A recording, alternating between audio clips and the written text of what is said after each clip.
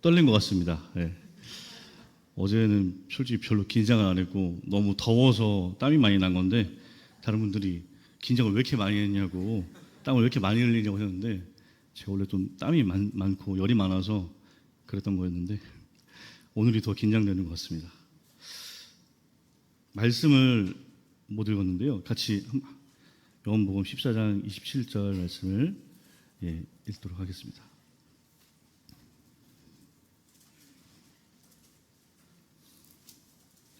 제가 대표로 읽도록 하겠습니다.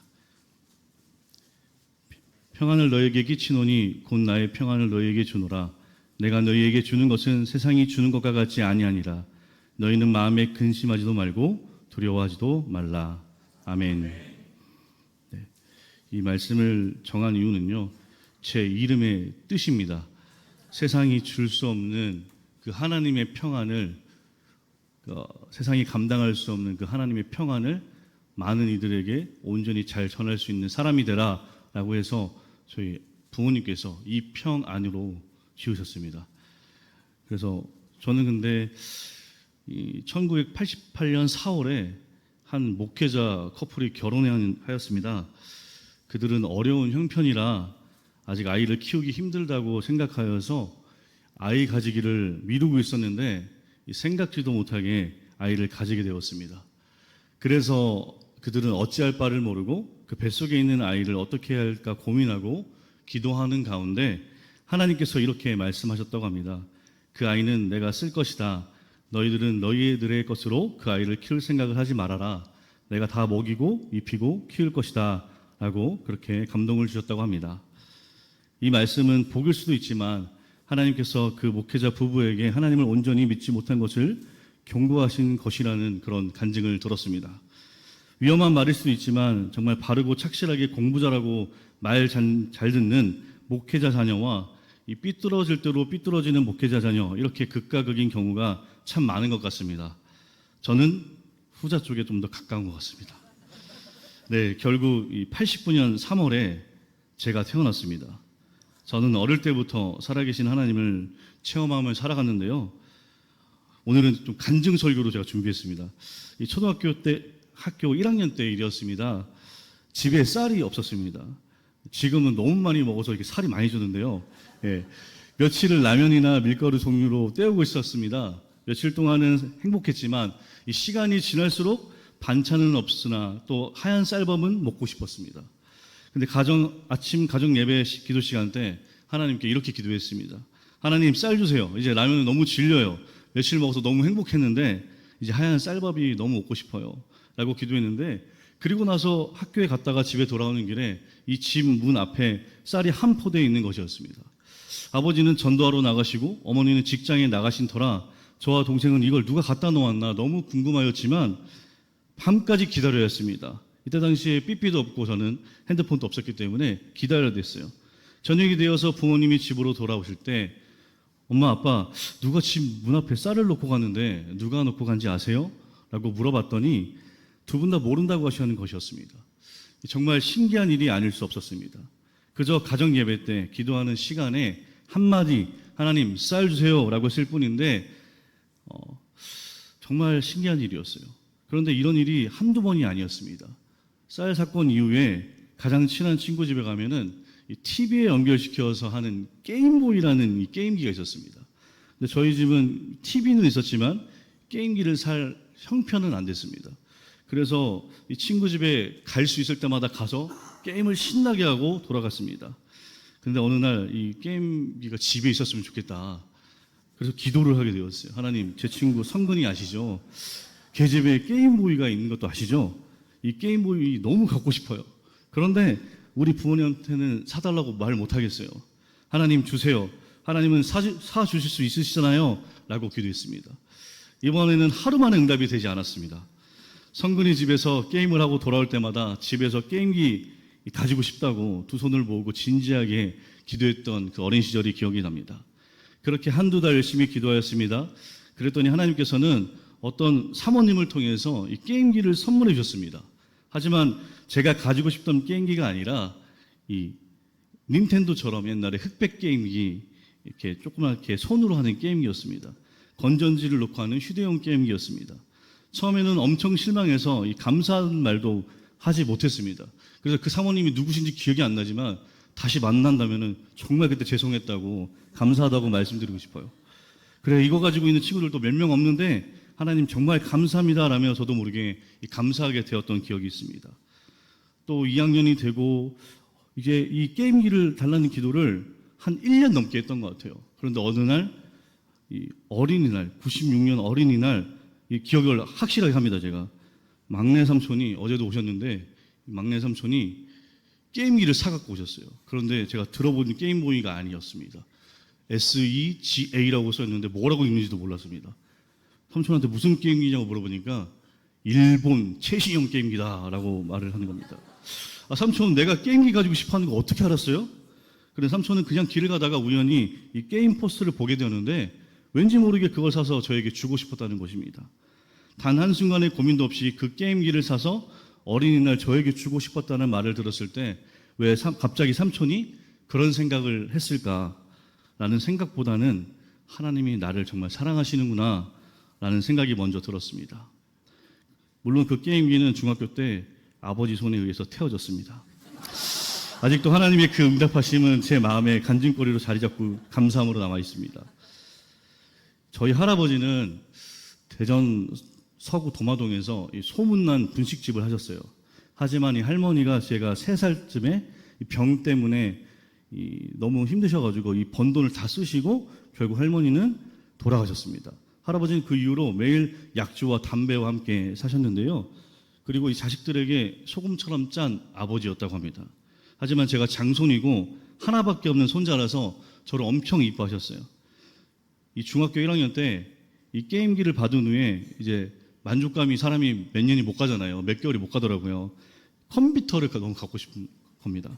근데 처음에 컴퓨터가 아시는 분들은 아시겠지만 486, 586, 686 이렇게 누가 쓰던 컴퓨터를 계속 주는 거예요. 그래서 너무 감사하다. 그래서 친구 집에 가니까 펜티엄 2, 펜티엄 3 너무 좋은 컴퓨터가 있길래 또 기도를 했습니다. 그런데 어느 날 할아버지가 이 친척들이 다 명절에 모여 있는데 약주를 드시기 시작했습니다. 그때 갑자기 할아버지가 평안히 가지고 싶은 게 뭐냐, 기회라고 느낀 저는 망설임 없이 컴퓨터가 가지고 싶다고 얘기했습니다. 컴퓨터 그거 얼마나 한다고 내가 하나 사줄게 라고 말씀하셨어요. 마침 옆에 계시던 아버지는 그걸 비디오 카메라로 찍어 증거를 남기셨습니다. 결국 할아버지는 내가 언제 컴퓨터를 사주겠다고 했냐고 하셨지만 아버지의 증거물로 인해서 저에게 그때 당시 약 200만 원 상당의 컴퓨터를 사주셨습니다. 정말 기적이 아닐 수가 없었습니다. 지금도 200만 원이면 엄청 좋은 컴퓨터인데 그때 당시에는 엄청 좋았거든요. 자기 자식들에게 10원 한 장 아까워서 덜덜 떠시는 분이 이 자그마치 200만 원이라는 돈을 쓰였다는 것입니다. 아무리 증거물이 있었지만 이 할아버지의 권한으로 안 사주면 되는 거잖아요. 그런데 사주셨다는 것에 정말 놀랐고, 아, 이게 또 하나님께서 할아버지를 통해서 또 나의 내가 가지고 싶은 것도 채워주시고 내 기도를 들어주시는구나 라고 그렇게 하면서 제가 점점점 성장해 갔어요. 어릴 때부터 목회자 가정에 있었지만 교회는 학원 다니듯이 그냥 꼭 가야 되는 곳이라고 생각을 했고, 부모님이 목회자였기 때문에 때로는 가정이 교회였고 때로는 상가 건물 중에 한 작은 장소가 교회였고 매일매일 가고 매일매일 청소하고 그러던 곳이었는데 주변에서 계속 목사가 되어야 된다, 너는 목사가 되어야 된다 계속 이야기하는 겁니다. 저는 죽어도 목사님은 되지 않을 거라고, 죽어도 하기 싫다고, 저한테 그런 말 하지 말라고 그 말만 하면은 화를 냈다는 거예요. 제가 어릴 때 정말 하기 싫었거든요. 그런데 2004년 고등학교 1학년 때 일이었습니다. 저는 목회자 자녀였지만 아까 말씀드렸다시피 학교 다니듯 학원 다니듯 다녔고 매일같이 가정예배를 드렸지만 이 미지근한 그런 신앙을 가지며 살아가는 청소년이었습니다. 그러던 어느 날 어머니께서 제가 다니는 이 대전 도룡동에 위치한 새누리교회에서 비전 트립을 가는데 한번 가보지 않겠냐고 이렇게 말씀하시는 겁니다. 그런데 우리 집 형편에 무슨 비전 트립이냐, 제가 그렇게 말을 했어요. 고등학교 1학년 때이었는데 그런 말을 했습니다. 비전 트립 한 100만 원 돈 들어갈 텐데 그 돈이 어디 있느냐, 안 가겠다라고 이야기를 했습니다. 하지만 어머니께서 딱 앉아보라고 하시고, 평안아, 내가 이때까지 살아온 것도 다 하나님께서 베풀어 주신 은혜이고 매일 삼시세끼 생활비 등 하나님께서 주신 것을 아직도 모르냐? 하나님께서 이번에도 다 채워주실 거야. 네가 기도하면 들으시는 하나님이시란다. 비전 트립을 놓고 같이 기도하자라는 말씀에 이제 이 비전 트립 준비 기간 동안 아르바이트도 하고 기도도 하면서 비전 트립 가게 해달라고 기도하였습니다. 저는 이 아르바이트를 초등학교 3학년 때부터 했어요. 저는 70년대생이 아닙니다. 60년대생이 아닙니다. 89년생입니다. 그런데 어릴 때부터 이 석간신문, 국민일보가 이 석간이라고 했죠. 그때 당시에. 오후 4시쯤에 돌리고 우유 배달도 했고요.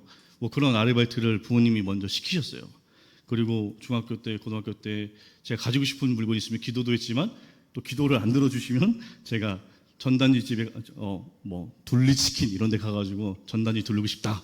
5,000장 달라. 내가 다 돌리고 오겠다. 이렇게 했던 사람입니다. 하나님께서 근데 또 기도를 또 들어주시는 거예요. 비전 트립에 갈 수 있도록 저뿐만이 아니라 동생도 비전 트립에 갈 수 있도록 또 재정을 허락하시고 정말 2004년 8월 저는 가족 중 처음으로 비행기를 타고 캄보디아, 베트남이라는 나라에 갈 수 있게 되었습니다. 그저 단순히 내가 준비한 것을 보여주고 오자, 그리고 열심히 보고 오자, 열심히 놀고 오자 이런 생각이었습니다. 하지만 그들을 보는 내내 이 마음이 편치 않았어요.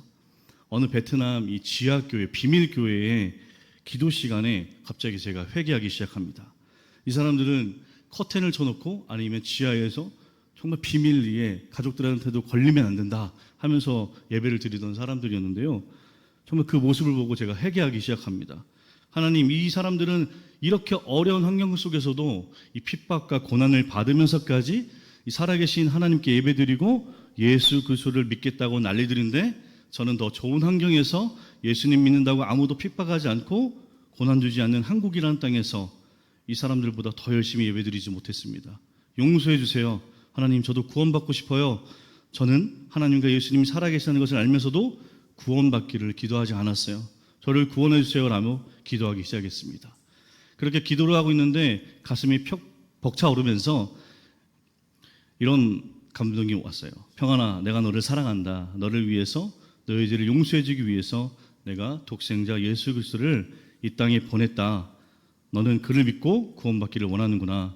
내가 너를 구원하였다. 저는 그날 구원받았습니다. 그날 이후로부터 제 삶이 조금씩 많이 바뀌기 시작했어요. 단기 선교를 마치고 돌아와서 침례도 받고 다시 한번 단기 선교에서 구원받은 일로 간증하고 정말 행복한 나날이 아닐 수 없었습니다. 고등부에서 친교부장도 맡게 되고 중보기도통에 들어가서 예배 시간보다 1시간 일찍 가서 기도하고 예배를 위해 그리고 목사님과 또 선생님들과 우리 친구들을 위해 중보하기 시작했습니다. 여러 가지 일들을 담당하기 시작했어요. 나름대로 최선을 다하여서 기도하고 말씀을 보고 찬양하며 예배에 집중하기 시작했습니다. 그리고 2005년 베트남 미션 트립을 또 다녀오게 되었는데 점점 저에게 하나님이 무엇을 원하시는지 궁금하기 시작했습니다. 주위에서는 계속 목회자, 목사 이렇게만 이야기해서 정말 저게 맞는가, 이게 맞는가, 나는 하고 싶은 게 있는데 하지만 사단은 정말 저를 가만두지 않더라고요. 매일 같이 드리는 가정 예배로 인해서 저는 더 성장하는 것이 아니라 더 지쳐만 갔습니다. 이 겨울방학을 맞이하면요, 학교를 한 달, 고등학생들은 나가잖아요. 복층학습, 신화학습 등등 하는데 못 나가게 하는 아버지가 너무 미웠어요. 왜냐하면 못 나가게 하셨냐면 집에서 공부하고 그때는 가족 부흥회였습니다. 아침 오전 4시에 일어나서 6시, 7시까지 예배를 드리고 또 아침을 먹고 정오에 딱 모여서 또 예배를 3시간 드리고 또 공부하다가 또 6시, 7시에 모여서 저녁 먹고 모여서 예배를 12시까지 드리는 그런 너무나도 힘든 일이었기 때문에 더 성장하는 것이 아니라 더 지쳐만 갔습니다. 지금도 생각하니까 좀 아찔한데 결국 2006년 2월 고3 겨울방학 때 이런 갈등으로 인해서 출가라는 것을 감행하게 됩니다. 혼자 살고 있는 친구 집에서 약 100일 동안 살아가면서 하나님과 더욱더 멀어지게 되더라고요. 친구들과 어울리면서 술도 마시게 되고 주일 예배에 늦지도 않던 사람이 늦게 되고 빠진 적도 있습니다. 하지만 그때 이 고등부 전도사님께서 이 같이 사는 친구 집 근처에 사셔서 매일같이 저를 찾아와 주시고 기도해 주셨습니다. 그런 전도사님의 노력으로 인해서 저는 다시 집으로 들어가게 되었고, 또다시 2006년에 이 미션 트립을 다녀오면서 점점 저의 비전이 바뀌게 됩니다. 저는 원래 축구를 되게 좋아하거든요. 그렇게 잘하진 못합니다. 그런데 너무 좋아했고, 축구로 인해서 정말 많은 스트레스를 풀고 하는 거, 보는 거, 게임하는 거 너무 좋아했습니다. 그런데 하나님과 계속 이 딜을 했어요. 2004년에는 하나님 목회자기 원하세요? 그러면은 저는 축구 선교사. 저도 제가 원하는 것, 하나님 원하는 것. 쌤이잖아요. 좋잖아요. 이렇게 계속 2004년, 2005년, 2006년 계속 하나님과 기도와 말씀을 통해서 교제하면서 점점점 발을 맞추기 시작합니다. 그렇게 2006년에 다녀와서 이 수능을 3개월 남겼는데 나름대로 최선을 다해 공부하고 야간 자유 학습이 끝나고 11시에 집에 들어오면은 새벽 3시까지 하나님이 어떤 대학에 들어가기 원하시는지, 어떤 공부를 하기 원하시는지, 진짜 목회자가 되기 원하시는지 기도하게 되었습니다. 그렇게 기도하다가 결국에는 축구 선수가 아닌 또 다른 것도 아닌 이 목회자의 사명을 원하신다는 것을 깨닫게 되었고, 결국에 제가 한국 침례신학대학교 기독교교학과에 입학하게 됩니다. 그래서 열심히 공부를 했어야 되는데 열심히 공부를 못하고 이제 2학년 1학기를 마치고 이 군에 가게 됩니다. 최전방인 춘천 백이보충대를 제가 왜 지원했는지 모르겠어요. 그때 지원을 해서 우리나라 최동북단 강원도 고성 22사단에 입대합니다. 그때는 논산훈련소로 갈 거리라는 생각을 많이 했었습니다. 근데 여기가 GOP, GP, 해안 GOP를 담당하는 부대였어요. 근데 해안 GOP 경계작전을 1년 2개월 정도 하고 나머지 한 7개월 정도는 내륙에서 했는데요. 이 군 생활을 하면서 해안 GOP에서 1년 2개월 동안 교회를 5번도 못 갑니다. 교회를 가지 못할 때에는 혼자 예배 드린 적이 참 많았습니다. 때로는 선임들, 후임들을 모아 같이 예배를 드렸지만 이 잠을 제대로 자지 못하기 때문에 정말 저 혼자 예배 드릴 때가 너무나 많았어요. 이 소초의 작은 도서관에서 혼자 예배 드린 적이 너무나 많습니다. 정말 군 생활 가운데서 의지할 분과 하나님밖에 없고 예수님밖에 없고 성령님밖에 없었습니다. 매일 매순간 하나님께 기도하고 남들이 잘 때 더 일찍 일어나서 이 라이트 펜으로 묵상을 하고 큐티를 했던 생각이 납니다. 남들보다 좀 더 덜 자고 기도하면서 이 부족하지만 군 생활을 열심히 한 결과 이 모범사병으로 뽑혀서 사단장 표창장까지 받았었습니다. 그리고 이 사역도 군 제대 이후에 2012년부터 전도사 생활을 하기 시작합니다. 제가 전도사를 13년 정도 했습니다. 다른 교단과 그리고 군인 목사님들과 비교하면은 정말 너무 늦게 안수를 받은 느낌이에요. 그래서 하나님 없이는 정말 살 수 없다는 고백이 절로 나오는 것을 다시 한번 깨닫게 되었습니다. 지금까지 제가 한 것이 아무것도 없다는 사실에 직면하게 되었고 하나님이 다 먹이시고 입히시고 함께 하시는구나라는 것을 느끼게 되었습니다. 저는 전민동에 있는 전민침례교회, 둔산동에 있는 다운교회, 그리고 수원의 중앙침례교회, 그리고 지구촌 교회를 거친 다음에 전임사역은 한 4년 정도 했는데요. 거친 다음에 지금 해군본부교회에서 약 4년 정도 초등부를 담당하고 있습니다. 매년 하나님께서 원하시는 것이 무엇인지, 원하시는 길이 어디에 있는지 기도하고 있습니다. 이 제 뜻과 제 생각을 내려놓기 위해서 매일 깨트리시고 다듬으시고 빚으시는 하나님께 감사할 따름입니다. 앞으로 이 세상에서 제가 살아갈 날이 얼마나 남았는지는 모르겠지만 하루하루 하나님께서 원하시는 길로, 그 원하시는 방향으로 원하시는 대로 살아가기 위해서 쉬지 말고 기도하고 항상 감사와 충성하는 주님의 일꾼이 되어야 한다고 생각하며 살아가고 있습니다. 이 사도 바울의 영감 어린 고백처럼 나는 죄인 중에 괴수라고 말씀하신 것처럼 이 깊은 고백은 아직 멀었다 하더라도 제가 정말 형편없는 죄인이고 악으로 꽉찬 죄인이구나, 의인은 없나니 하나도 없다더니 내가 그렇구나 하는 고백과 함께 저를 사랑하셔서 구원해 주신 하나님, 예수님, 성령님께 눈물 어린 감사만 드릴 뿐입니다.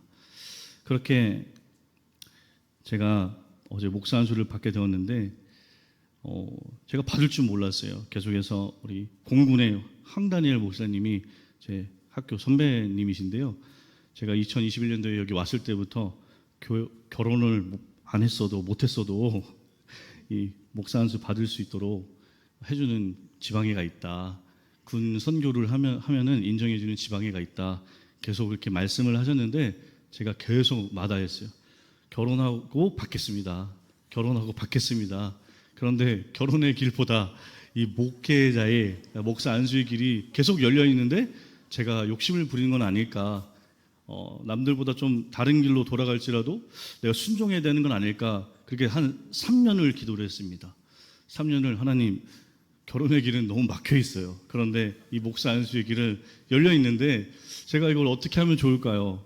좀 특수한 경우고 군 선교를 하고 민간인이지만 어떻게 이거를 인정하는 지방회가 있다고 하는데 제가 어떻게 하면 좋을까요? 하나님 기도하면서 그렇게 3년을 기도하고 결국엔 작년 12월에 제가 결심을 합니다. 내년에는 꼭 받아야겠다. 그렇게 하고 그런데 또 여름 사역을 마치고 또 결정을 해야 되는 순간에 정말 열심히 기도했습니다. 하나님 정말 받아야 돼요. 하나님 결혼하고 받으면 안 될까요? 아니면은 제가 목회자가 확실한가요? 이 목사 고시와 논문과 그리고 면접과 등등등 여러 가지 과정을 거치면서 여러 가지 생각을 했습니다. 다시 한번 초심으로 첫사랑을 회복하고 또 공부도 하는 논문을 쓰면서 다시 한번 공부하고 내가 어떤 목회자가 되어야겠다는 결심을 하는 그런 과정이었고 또 미니 결혼식을 준비하는 그런 과정이었습니다. 저 혼자 다 준비했거든요. 물론 어제 진짜 제가 혼자 다 할 수 있을 줄 알았는데 어제 예배 때 정말 저 혼자 할 수 있는 게 아무것도 없더라고요. 담임 목사님 비롯해서 사무장님, 부목사님, 우리 장로님들과 우리 초등부 선생님들과 성도님들이 도와주지 않았다면은 진짜 어제 난리가 났을 겁니다. 그런데 정말 감사하더라고요. 하나님께서 많은 동역자들과 많은 성도님들과 목사님과 우리 사무장님과 많은 사람들을 붙여주셨구나. 너무나 감사하더라고요. 오늘 말씀에 보면은 이 평안을 헬라어로 에이레네라고 하는데 평안, 평화, 화평, 평강 또 샬롬이라고도 하잖아요. 헬라어로 히브리어로. 그런데 예수님께서는 제자들에게 이 평안을 주실 것을 약속하시면서 그 평안을 가리켜 평안인 것 같으나 결코 참된 평안일 수가 없다는 이 세상의 평안과 구별하여 하나님의 평안을 나의 평안이라고 말씀하셨습니다. 이 간증은 저의 간증이 아니라 하나님께서 저를 통해 역사하신 것을 간증한 겁니다.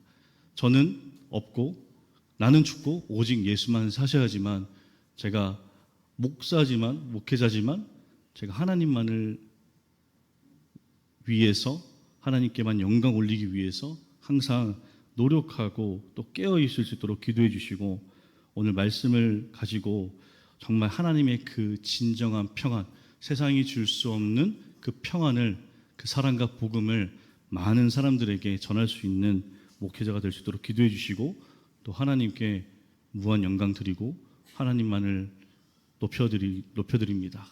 그래서 정말 우리에게 보혜사 성령님도 선물로 주셨지만 이 요한복음 14장에 보시면은 보혜사 성령님 다음에 평안을 너에게 주노라라고 말씀하셨는데 우리가 가지고 있는 걱정, 근심 정말 제가 친한 친구들은 너가 목사가 될 줄 몰랐어라고 이야기합니다. 그리고 예전에 전도사 때도 너 전도사였지 정말 안 믿는 친구들이 너 하나님이 살아계시는구나 진짜 라고 이야기할 때도 너무나 많았습니다. 그때 기분이 나쁘기보다는 너무 감사하더라고요. 이런 미천한 제 많은 나를 통해서 하나님께서 역사하시고 목회자로 세우셨구나. 정말 모든 거 다 내려놓고 하나님 말씀대로 순종하며 살아야겠다라고 다짐하게 됩니다. 그래서 그 또 다른 보혜사를 보내주기도 약속하시고 또 너희가 내 안에 내가 너희 안에 있다라고 말씀해 주시고 또 너에게 평안을 주노니 걱정 근심하지 말라 하라고 하신 말씀을 또 생각하며 세상에 주시는 주님의 평안을 누리며 우리보다 크신 하나님을 날마다 경험하며 그 하나님을 찬양하며 전하며 살아가시는 저와 우리 모두가 되기를 예수 그리스도의 이름으로 간절히 축복합니다. 근데 제가 찬송하고 제가 오늘 기도하고 축도로 마무리하도록 하겠습니다. 내 마음속에 함께 1절 3절만 찬송하시겠습니다.